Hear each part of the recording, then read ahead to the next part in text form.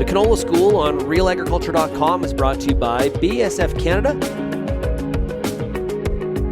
and Invigor Hybrid Canola.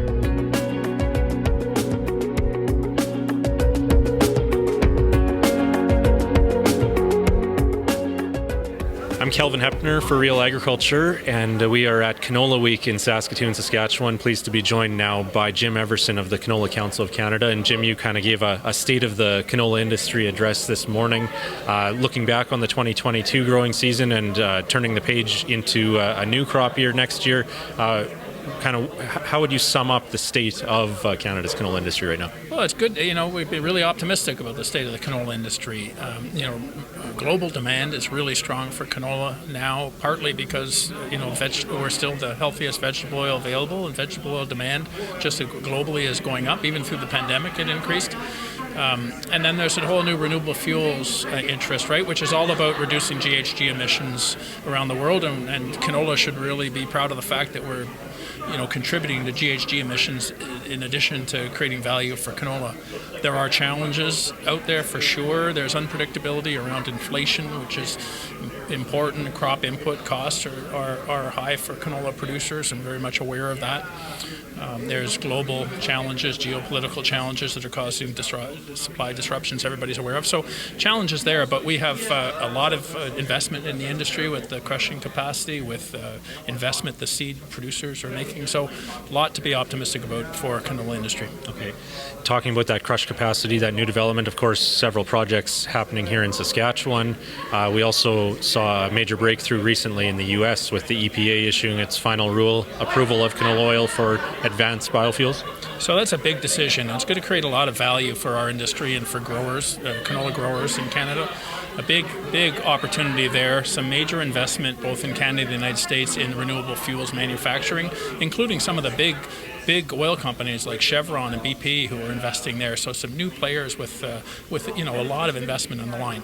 So the Canola Council worked, and credit to Chris Vervaet at the Canadian Oilseed Processors Association that led that challenge on our behalf, and the Environmental Protection Agency has created a pathway now for canola to be used in the U.S. Renewable Fuels Program. And of course in Canada we have a Clean Fuel Regulation too, which is going to spur demand for canola. And once again, we're pleased to be able to be contributing to GHG emissions through that process as well. Mm-hmm. What did the EPA find? Was it a 67% decrease in GHG emissions on the renewable diesel side of things versus petroleum-based diesel?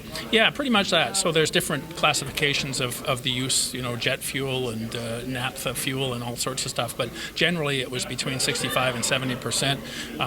So what that means is that relative to petroleum diesel, conventional petroleum diesel, canola as a feedstock can reduce GHG emissions by that much. So it's a real competitive advantage because that marketplace is driven by low carbon scores in your life cycle analysis.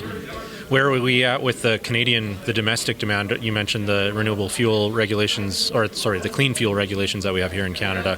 Where are we at with that demand coming on stream and canola playing a role in supplying it? Yeah, overall pleased with the clean fuel regulations as they stand. Still some work to do on the details of deploying the program. It comes into effect in July of next year, so 2023. So that's when it comes into force and we can really benefit from it as an industry. So we continue to do work. We're working with our partners, the Canadian Canola Growers Association and others, to make sure that the provisions that are put in place by Environment Canada are really positive for the growth of our industry. Okay. Shifting then a bit, we also saw development a couple weeks ago with the federal government announcing a trade office to be based in the Indo-Pacific region. They haven't said where it will be specifically at this point, as far as I know. Your thoughts on that and what that could mean for canola producers in the canola sector? So we're real advocates for it. We've been working with Cereals Canada and Pulse Canada as the Canola Council and others to bring that about. And it's so we've been engaging the Government of Canada about it. Really, it's all about the new issues around market access are very much around sanitary and phytosanitary measures, weed seeds, highly technical kind of science-based issues. And so in a lot of those Asian countries that give us a lot of opportunity for growth, we don't have, Government of Canada doesn't have a lot of engagement with those regulators and policymakers in those countries. So it's plant scientists and so on and regulators who can be in touch with regulators in those markets, understand what their needs are, have a dialogue so that we can make sure that we don't run afoul of any regulatory programs in the future. So that's what that's all about. And the Asian area is a real opportunity for expansion with a growing disposable income and a large population and so on. So we're very focused on what we can do in the Asian Asian region. And some of that might actually link back to that renewable fuel demand here in North America. We were just hearing from a presentation about the potential demand for the canola meal overseas and the importance of finding demand for the meal side of the processing equation. I guess Asian markets look like there's some potential for increased meal exports. Yeah, we think that's important. Where if all this investment takes place, both in the United States and Canada, there's going to be a lot of meal produced through the soybeans and canola crush in the future. And so we're looking for markets globally to be able to, and there's some large markets in China where meat production and animal production is really important, and canola can be a really important part of the ration there. So our focus as a Canola Council is going to be on the Asian area, largely for meal, as well as continuing to serve the U.S. market, which is so important for canola meal. Yeah. Maybe more on the challenge side of things, then wanted to also ask you about flea beetles and insecticide tools for producers there. We've heard from a couple of companies withdrawing. It's marketed under the trade names Matador and Silencer, a tool that farmers use for controlling flea beetles, which are, I believe, an increasing concern for canola growers in Western Canada. Your thoughts on this tool not being available potentially for farmers in 2023?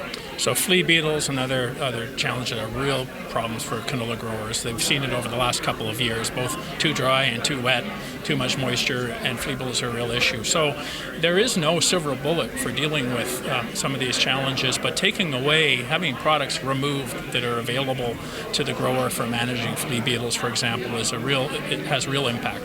So, we really are urging the Pest Management Review Agency to look at the data that's available, to be absolutely sure that the decisions that are being made are made on the best available science, and that anything that's available, which has new data that is pertinent to this issue, be reviewed. And I couldn't stress the importance. We certainly have heard, this spring and the growing season before about the impact of flea beetles on growers. So it's a real priority for us. And, we can't meet market demand out there unless we're able to reliably grow the product. And these crop protection tools have to be safe, have to be regulated and so on, but we really have to use all the science available and make sure that we're making the best science-based decision for growers. Okay. Are you involved in that PMRA review process at all, or that application process, reevaluation process, I guess it would be described as, in terms of the Canola Council having a role or a say in that? We're very much a part of the whole process, working with the rest of the grains and oilseeds value chain. It is a real priority. There's this, we heard about it in some of the presentations today. There's a real backlog of reevaluations. So this transition process that PMRA is underway, our first goal is let's focus it on what's going to really matter, which is get these reevaluations sorted out so that we can do them in a timely manner and that they're triggered with the right processes. Our competitiveness globally depends a lot on the performance of our regulatory programs domestically, and PMRA is a real example of that. Yeah. So overall then, just to wrap up, Jim, there is plenty of opportunity with new demand, but there are some, probably you could describe them as good problems along the way in terms of needing to increase yield and meet that demand, create that supply in the canola industry. Yeah, we're going to continue to focus on yield. I've heard, experts in the industry, experts dealing with food security issues globally say that, what we need to do is we need to increase the intensity of our production on the farmland that we're already working with. Well, that's our story, right? We need to be able to build our yields so that we can meet global demand. And the other thing that we need to do is do it sustainably. So customers of the canola industry are looking for our contribution to carbon reduction, which is a global challenge. They're looking for measures of sustainability, and so the Canola Council, we're really trying to focus on that customer interface and what we can offer there. All right. Thanks for your time and for the update, Jim. Thank you very much, Kelvin.